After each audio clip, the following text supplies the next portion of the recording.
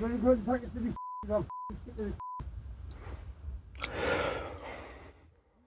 is a little bit freaky. And you think the lights would make it better, but it doesn't. It just... What was that? Out there, in the quiet of the woods, not every sound is just the wind. From campers being locked inside their vans by strangers to others stalked in the desert, and some woken by violent banging on their doors, these stories prove nature isn't always peaceful. Here are 6 true stories of campers who heard something or someone watching them. You heard it, didn't you? It was loud, mate. It was distinctive, I'll tell you that now. It was very distinctive. It was like doosh, doosh, doosh. We really don't know what they were. It's 5:29 a.m.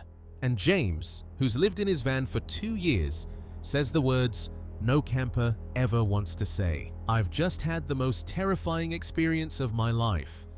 This experience, shared on his channel By the Curb, will have you rethinking your plans of stealth camping.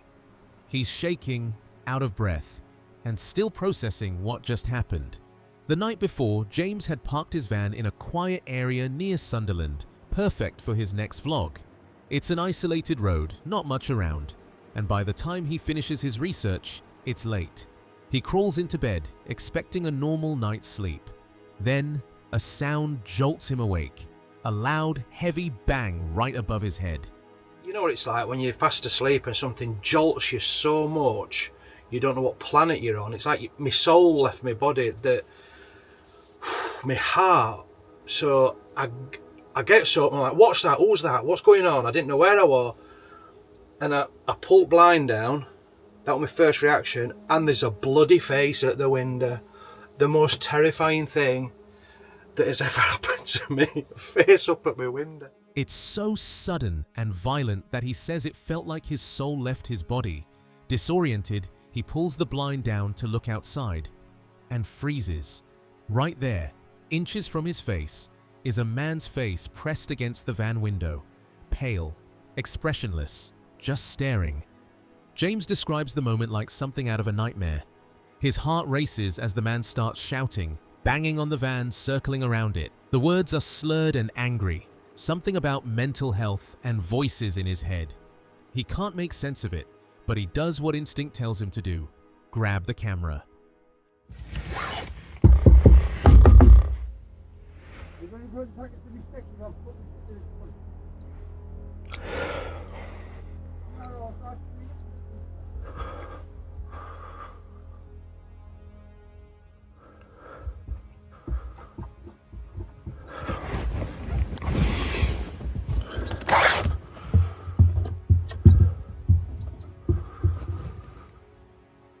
Through the fear, James hits record.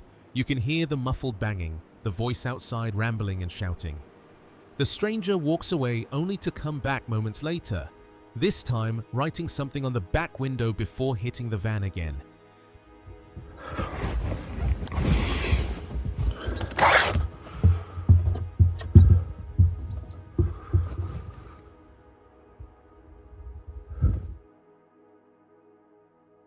James bangs back without thinking, probably led by adrenaline. For half an hour, he sits inside, frozen, listening to the stranger pacing and yelling outside. He tries to stay calm, reminding himself that his van has CCTV, even though the feed is fogged up and useless.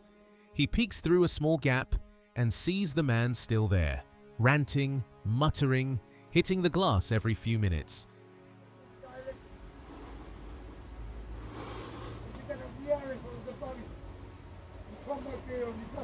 It's coming back.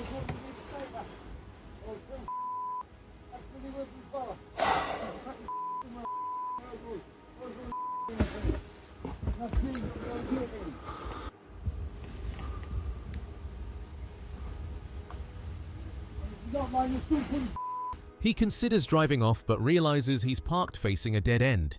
And folks, that is a lesson to always park where you can drive away and not stuck in a dead end. Eventually, the shouting fades. The stranger moves down the road, maybe to another parked vehicle, maybe just disappearing into the darkness. When the camper finally looks out, he sees something scribbled on the fogged rear window. He doesn't even want to read it yet, The experience has already burned an image in his mind, that face, right up against the glass. By morning, he's still trembling, running on no sleep, but grateful it didn't end worse. And I'm in the middle of nowhere, like near a farm. Well, you'll see, I don't know if it'll get on this vlog or whatever, you'll see where I am. I'm still not going to be negative about van life or all like that. As I said, it's first time in 2 years this has happened.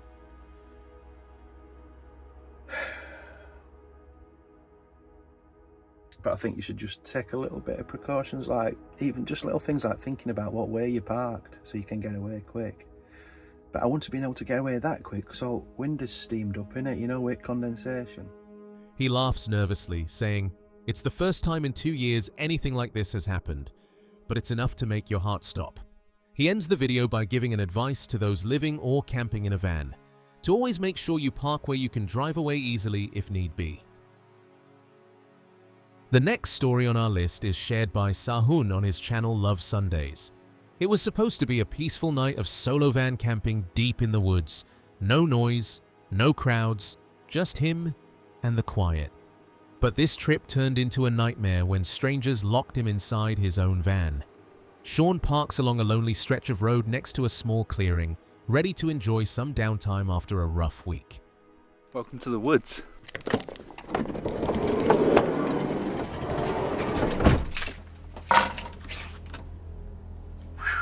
I mean, I am parked on the side of the road. I have parked across from a bit of a clearing. After last week's video where I had a little bit of aggro, I decided this week I'm just going to come out in the middle of nowhere so that I can have a little bit of downtime. And looking at it, it looks fine at the moment, but as soon as the sun starts to go down, I think it might get a little bit creepy around here. The plan is simple: cook some stew, relax, and maybe explore the woods. He sets up his slow cooker, throws in diced lamb and vegetables, and laughs about how it's enough food to feed a family of 4. Everything seems normal, cozy, calm, the kind of solitude campers crave. After a short walk through the woods, Sean admits it feels peaceful but eerily empty. Fallen trees line the trail, and the sun dips lower, painting long shadows through the trees. He brushes off the uneasy feeling, just nature being nature. So I kind of feel like it would be rude not to go for a little wander in the woods while we're here. Get back to nature. This is the end of the track, so it looks like I'm going to have to go off-road. Seems to be a lot of trees down around here, and it's definitely not from the storms because there's like tree stumps everywhere. But even though these ones here look like they were cut down, but that one there has been blown over because all the roots are up.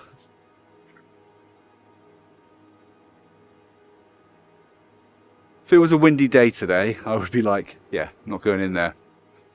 The last thing I want is a tree to fall and hit me on the head. This was pleasant. I think I've exhausted that. Might head back to the van. By 6:30 p.m, he's back in the van, curtains drawn, stew cooking, and the diesel heater humming. The smell of food fills the space, the perfect setup for a relaxing night. But when darkness finally falls, that peace starts to shift. He heads out for one more walk with his lantern, trying to enjoy the night, but the woods suddenly feel different. Every crack of a twig sounds too close. Every rustle in the dark feels like eyes watching. He jokes about badgers and wild animals, but his voice carries that nervous laugh people use when they're not sure they're alone. I'm not gonna lie, this is a little bit freaky. And you'd think the lights would make it better, but it doesn't. It just... What was that? Sorry, I got freaked out then. It just makes all eyes be on you. So if there's anything in here, there's only going to be animals and things, but you just don't know, do you? Angry badger or something, but it just might jump out on me. But when you've got the light on, and as soon as you look out there, turn your torch off, it is literally pitch black. And something could be behind me right now, and there's no way of me knowing. Back inside, the stew's ready, not great but hot, and he turns in for the night around 9 p.m, hoping for sleep. That's when it happens. Out of nowhere, a car pulls up outside his van. Sean hears footsteps crunching on the gravel. Someone's walking around, circling. His phone camera turns on, But as soon as he peeks through the curtain, the car drives off. Relief lasts seconds. The vehicle turns around and parks right behind him. Now he's frozen. Alone in a van parked in the middle of nowhere, with strangers outside. "I don't even know what they want," he whispers. "Maybe they think no one's in here. Maybe they're trying to break in." So I was just woken up because I heard a car pull up, and it was at the front of the van. So I got up, turned my phone on and filmed, and as soon as I drew the curtains back, they drove off. They got to the end of the road, turned around, and then came back and parked behind the van.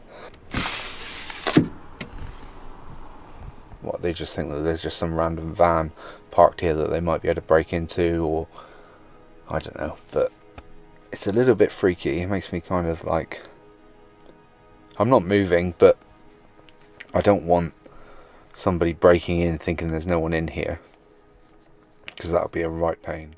But in the morning, the real horror shows itself. When Sean tries to open his door, it doesn't budge. He pushes harder and realizes someone had cable-tied his door handles shut. He's been locked inside all night. You see how miserable the weather is.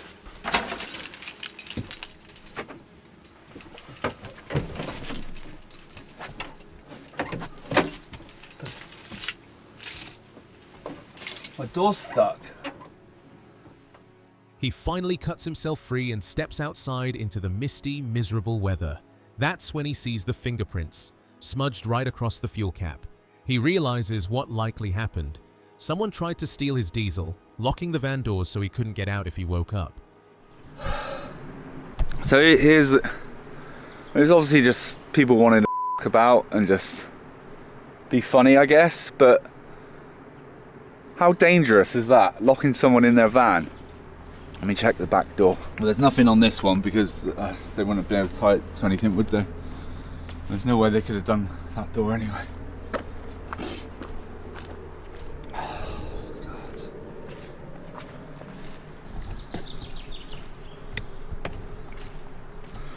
Right, let me put the camera down.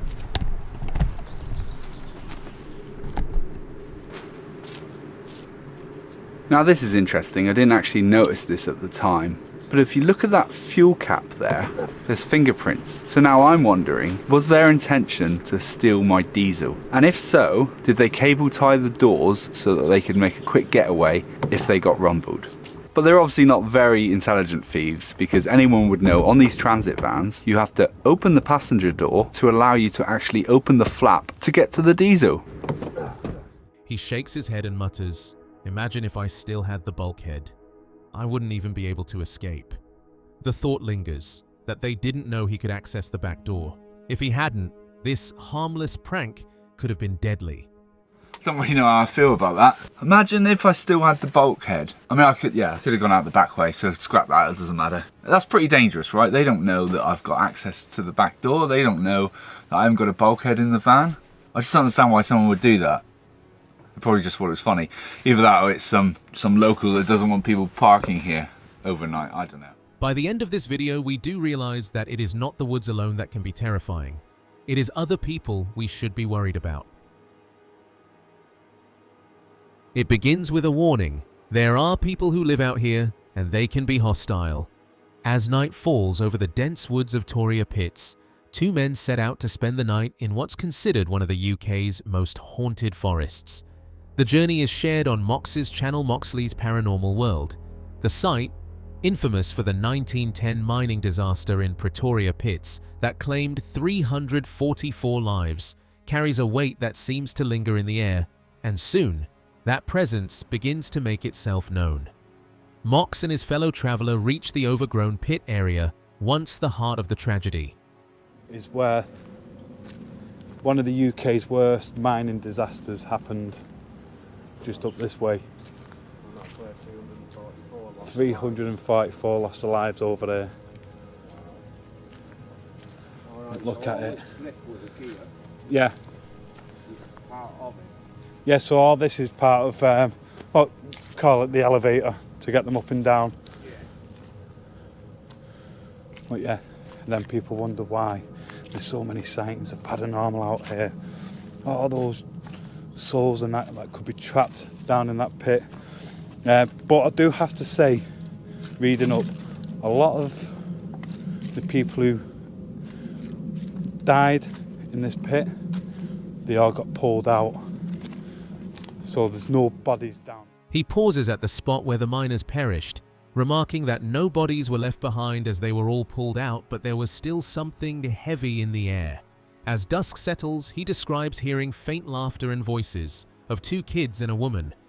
Did you hear that? Yeah. That was over there somewhere, the first one. Yeah. It sounded like kids to me. It sounded like 2 kids and a female to me at the time. But I've just been saying there on camera that it could be anybody, couldn't it? It could be. It's early evening yet. Of course it is. But if you, the time to be worrying about hearing kids would be 2-3 o'clock in the morning, because it'd be like, early hours. well, kids shouldn't be out here on their own. No, Well, they were kids. Yeah, of course they were. But at this hour, deep in the forest, that explanation feels impossible. They pitch their tents in silence, miles from any trail, the darkness pressing in around them. Then comes the first sound, a whistle cutting through the quiet. A shadow darts past the trees, followed by loud, distinct bangs echoing in the distance. "It was loud, mate." "It was distinctive," one of them says, scanning the woods with his torch. Are there people nearby or something else? Scared me then. That was very loud, wasn't it? I was like, hey. So there is people in the woods. That will explain what I seen going past then. Hey Ming, we've walked in here. We're away from the trail. Right. So I'm stood over there. Before that whistle, and I swear, through the trees, something went through the trees. Okay. I can't rule out somebody on a push bike. Right. But then, it's possible. that whistling, Yeah. that whistle. So there's definitely people out here. I've just heard them over there. I think it might have been somebody just whistling to others. Yeah, Possibly. that's more than likely the case. But It is. They might have got just a little bit too far behind Yeah. and whistled to slow them down. But who yeah, knows? yeah. Well,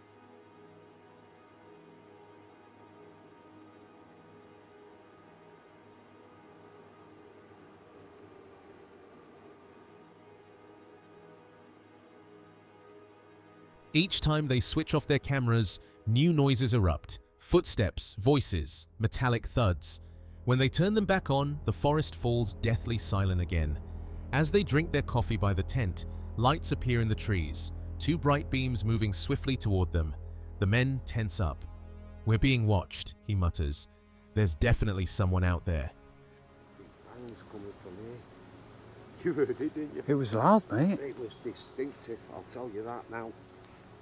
It was very distinctive. It was like doosh, doosh, doosh. We really don't know what they were. Where the pits are? Of course, that's where it is. The pits are over there. Of course, I never thought of Is that. it residual? Are we hearing residual noises? But the thing is, right, we'll sit down, we'll have a talk about it in a minute. Are you getting a feeling like we've I'm been convinced. watched, like somebody's there watching us? Right. But again, it's one of the stories out here. Right. Right, let's go sit down, we'll talk about the stories, then you understand what I mean Right. about feeling I'll be watched. perfectly honest with you. But when they search the perimeter, no one is there. Only the soft rain pattering through the canopy and that unshakable feeling of eyes on them. Out of curiosity or desperation, they switch on a Spirit Talker app, and the first word that comes through sends chills down their spines. Compassion. Then another phrase, "We're all around you." Just to see if anything comes through on it.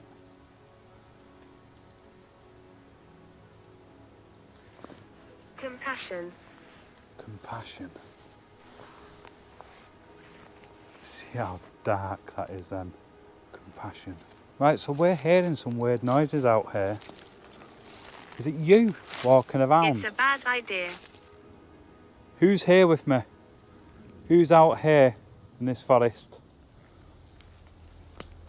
We're all around you. What?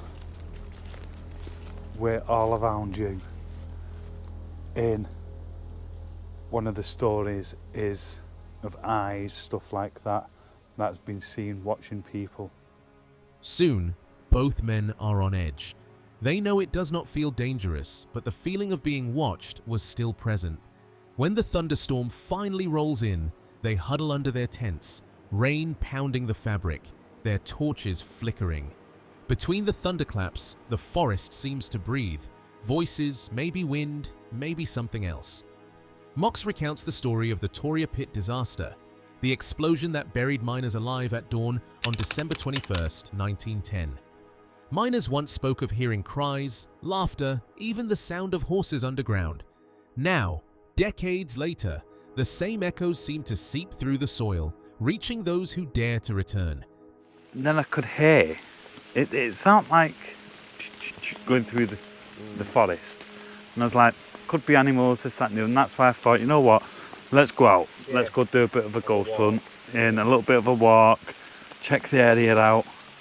And no sooner I got out the tent did I see the lights. Yeah, well, I know which now is making me believe, even though they've not really been hostile with us, they haven't. They've not approached but could they've approached the tent whilst we've been asleep? They could have done. Or trying to go to sleep, and that was the noises that we were hearing because we didn't have the lights on, so they couldn't locate where the tent was. As the night deepens, one thought lingers between them. Are they hearing echoes of the past, or are the lost still walking among the trees? Next incident shared by Camping with Josh will spook you to the core. It was supposed to be a relaxing weekend, just Josh, the rain, and a quiet stretch of woodland. He'd just finished work, packed up a warm meal his wife made, and headed into the misty forest for some solo camping. The fog rolled through the trees, heavy and cold, giving the woods that eerie beauty he loved. But that night, beauty turned into something else. Well then,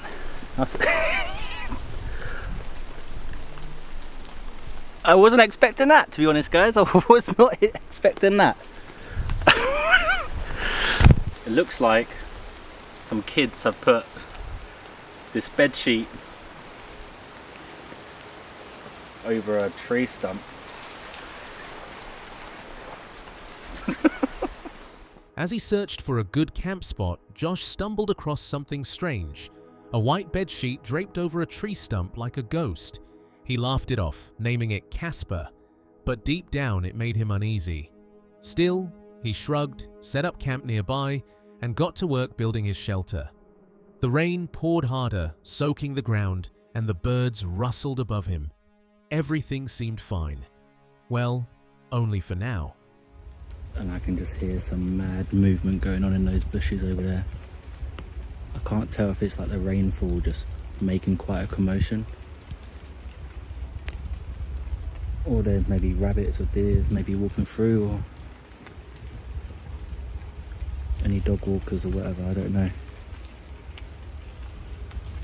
Bit spooky. It'd be just the rain in a way. Later that evening, as Josh chopped firewood, he heard something. Movement, heavy and deliberate, in the bushes behind him. At first, he thought it was just the rain or a small animal, but the sound didn't fade. It circled him, crunching through wet leaves and twigs. He stopped talking, listening closely, and realized the birds had gone completely silent. That's when the fear kicked in. When the camera was off,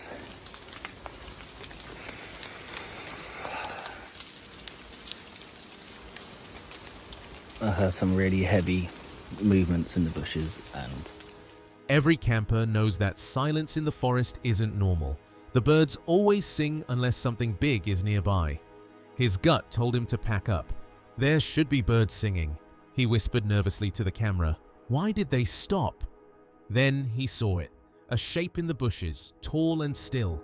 When he stared, it dipped down behind the trees.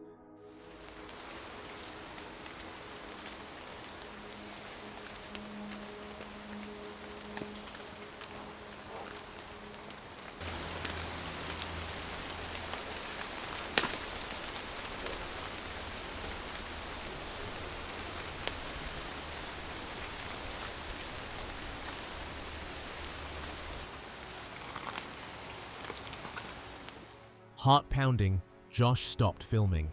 Off camera, he heard the movements again, louder this time. Then, a dog barked somewhere close. Someone or something was out there. That was it. He grabbed what he could, left his tarp and gear behind, and ran out of the woods. As he made his way through the misty field, the sound of footsteps followed. And cook some food. My missus made a nice... There's a dog behind me. Maybe it was a dog this whole time. It's a pig. Right. He could hear branches cracking, dry leaves crunching. Someone was still behind him. Josh pushed through the underbrush, climbed a fence, and didn't stop until the forest was far behind. To something pushing through the bushes, and I then noticed while I was sort of recording and also off camera that there was movement in the bushes. Now you could see in the video it wasn't dark by the time I was getting spooked. It was starting to, maybe the next 40 minutes or so. And I could see the black silhouettes of these bushes moving, and I could hear pushing, I could hear footsteps. But this was mainly happening when I weren't speaking and it was off camera. Josh shared his story online. He'd been camping alone for years and never felt that kind of dread before. Maybe it was just a nosy dog walker, maybe not. But the feeling that something was watching him, waiting until he went quiet to move, stayed with him. He even remembered another time when a group of strangers approached his camp in the middle of the night, shining torches and asking strange questions. That memory alone was enough to remind him what every solo camper eventually learns. The forest is peaceful until it isn't. In his video, Josh ended with a simple truth. If you ever feel like something's not right, it's probably because it isn't. When it's time to leave, leave. Our last encounter for the video is shared by Alyssa, a solo female traveler. She had planned a quiet night in the desert outside Tucson, just her van, one lonely tree, and the dry wind. At first, everything felt peaceful. She'd come out here to escape the city, do her laundry, and test if she could handle the desert heat before moving on to quartzsite. But the silence didn't last long. Hi. You doing okay? Yes, I am. I'm just kind of checking, making sure everybody's got enough water and... Oh, okay. Are you a ranger or? No, I just live close. Oh, okay. So I kind of come out and check, make sure, because I know there's a lot of people that come out here that don't have a lot. I'm fine right now. I don't know if I'll stay here, but I just wanted to check it out and see. It's pretty hot though. Suddenly, an ATV rolls up out of nowhere. The man says he's not a ranger, just someone who checks on campers to make sure they have water. He introduces himself as John, tells her he lives nearby, and offers his hose and even a shower at his house. So I kind of drive through when I'm here, just checking on people, making sure they got water, got what they need. Cool. So if you do stay, I'll see you again, but that's all I'm doing. All right. Nothing spooky. Okay. Well. I had it stolen from my house 2 years ago. So 2 years ago I started doing that. Something about the conversation feels too personal, too rehearsed, but he smiles and rides away. Alyssa brushes it off and goes back to organizing her things. Later, that is when things turn unsettling. Another person pulls up and says, "You have a guy up on the mountain watching you with binoculars." Uh-huh. The mountain up there that is watching you with binoculars. Okay, well, that's unnerving. Well, I guess I won't be staying. Well, it's not that you can't stay. Just, I'll be honest with you. Yeah. The other side of the mountain is safer. Really? Yes. Okay. The man describes the watcher driving a white and burgundy truck and claims he's seen him looking toward her van. That's when it hits her. The first man said he drives around offering water. He also mentioned a truck. Could it be the same guy? As she talks to this second stranger, she realizes the spot she parked in is completely exposed. No other campers in sight. The second man warns her to be careful, but everything about the whole exchange feels wrong. He tells her that he saw the guy on the truck with his field glasses up, looking in her direction that he knew. The person who was watching me claims that they give people water who need it. That's exactly what he just told me that he did. He was just being very suspicious. And they were really, like, he would tell me something and stare at me and then take really long pauses and just stare at me. And then eventually, like, I was doing my laundry and he was just sitting there on his ATV staring at me. Like, parked right in front of my van. The story takes a darker turn. The man returns on his ATV. No water jugs, no reason to be there. He sits silently in front of her van, staring. Long pauses, unblinking. When Alyssa finally asks, "Do you need something?" he just says no and drives off. It's that stare, that silent, heavy stare, that sends her instincts into overdrive. She throws everything back into the van, packs her panels and generator, and gets out of there. The fact that he said he offers people water, but he had no water with him, and then the fact that when he came back, he said that someone was watching me, and then I asked, "Did you catch him watching me, or did he tell you he was watching me?" And he said, "Well, when I drove up to him, he had his viewfinder out." And then kept telling me, "You need to get a good description of that truck. Look at that truck." He was like, "That guy claims that he gives water to people who need it, but I don't think so. How could you tell if somebody needs water just by looking at their camp?" While recounting it later, she says the more she thought about it, the creepier it got. The stranger had serious Ted Bundy vibes. He was trying to get her to move to the other side of the hill, the open side, and she's convinced he might have planned to blame someone else for whatever he was going to try. In the end, she admits that life on the road has its risks, but she refuses to be easy prey. Alyssa definitely showed some quick thinking by leaving the spot as soon as she figured out something was not right. For anyone dreaming of van life, her story is a harsh reminder. Out in the desert, silence doesn't always mean safety. Sometimes, someone really is watching. This story was shared on a solo traveler's channel, Keeping It Wheel 306. It was just past midnight when a solo traveler, Lisa, living the van life, woke up to the sound of something slamming against her vehicle. The night was silent moments ago, until a sudden, powerful bang jolted her from her half-sleep. The van shook as if someone was trying to push it. It's just after midnight. I'm in my camper van and I just had the biggest fright I've had in 4 years of van life. I'd gone to sleep around 11 o'clock. I hadn't really fallen into deep sleep, and I heard this bang on the front of my vehicle, and then I could feel that my vehicle was being pushed. Out there on isolated crownland near a quiet river with no houses or campers around, she instantly felt the kind of fear that grips your chest and won't let go. At first, she thought it had to be people, maybe a group of drunk teens messing around or someone thinking her van was abandoned. Lisa shouted to let them know someone was inside, but there was no response. No footsteps, no voices, no sound at all. Just the stillness of the forest pressing in from every side. I am just camping out on crown land right along a river. There's farmland nearby, but I haven't seen anybody all day. I was also here yesterday and last night. And immediately I just thought, like, it's a Friday night. There's another vehicle had pulled in or something, and, you know, people were messing around, or maybe they thought the camper van was abandoned and were trying to break in or do something. But yeah, I heard this bang on my front end, and my van was being pushed. Like, I thought maybe then a bunch of people were just messing around, some teenagers or something, and rocking my van.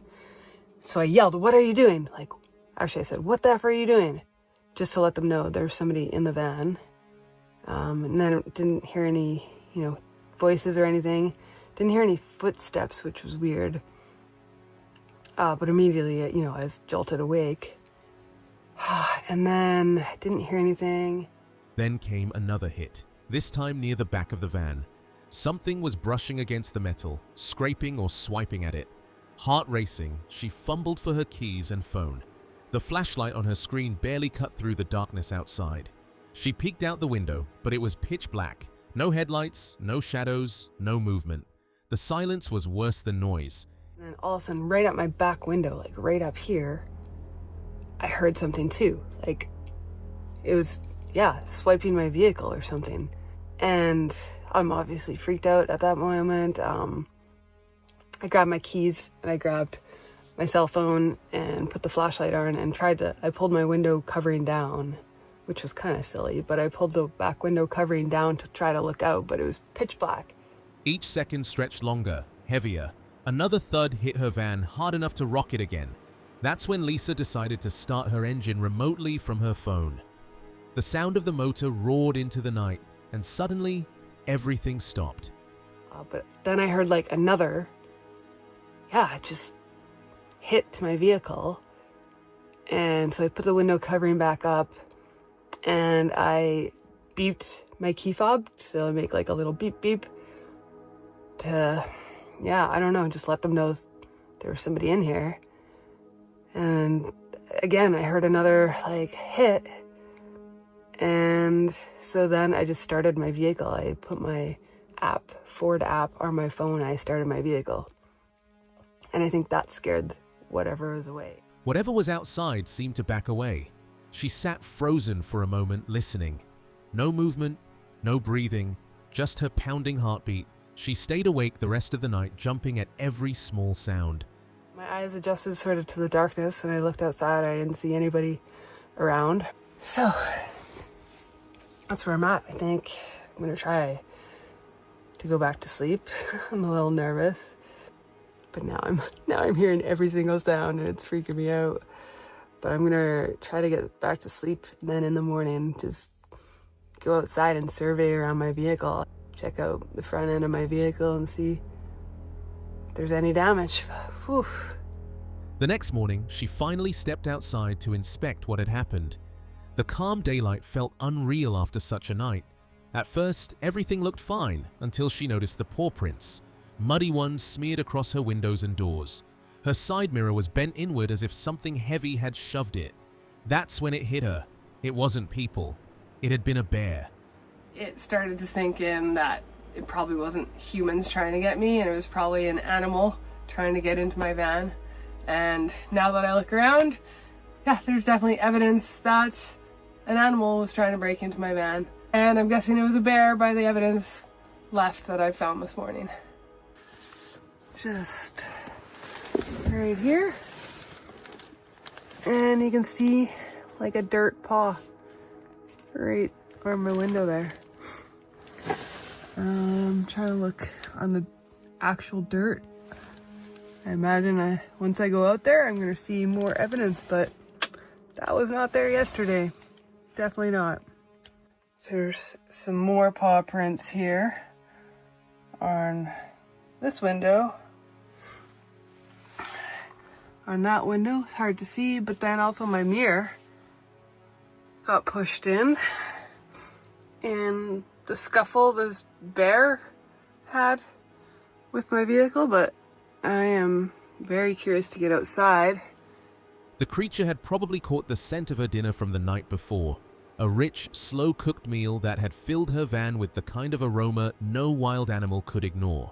It must have wandered close, curious or hungry, pawing at the van trying to get inside. Relief washed over her, not because she was completely safe, but because it wasn't the kind of danger she first imagined. So, I'm guessing this is what attracted the bear. Yesterday I made a slow cooker meal, and it was cold and windy all day, and so this was cooking in my van. I didn't have the doors open. I didn't even have the vent going. But I made like a sausage with peppers and onions, and then added pasta. And so that was just cooking and festering in my van for a good 6 hours.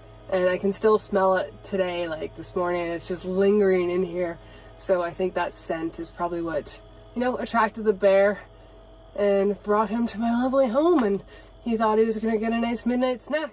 She spent the next morning installing a new security system, motion lights, and a dash cam that could record any movement at night. That night, she drove away with shaky hands but a calm heart, knowing she'd just survived one of her scariest nights in 4 years of van life. So I'm going to take this as a learning experience, a reminder to stay alert and not get too complacent on the road. And so what better time now than to try to figure out a bit of a jerry-rigged security system. So I do have my dash cam here, and when I first had it, I didn't want to have to hardwire it to my vehicle or my camper batteries, but now I have a Blue Eddy portable power station that actually I think is going to be the perfect solution. Out here in the wild, peace and danger often share the same silence. From eerie footsteps in the woods to strangers watching in the dark, these campers learn that nature isn't always what it seems. So next time you zip up your tent or lock your van door, remember, sometimes it's not the wilderness that is dangerous, but the people out there.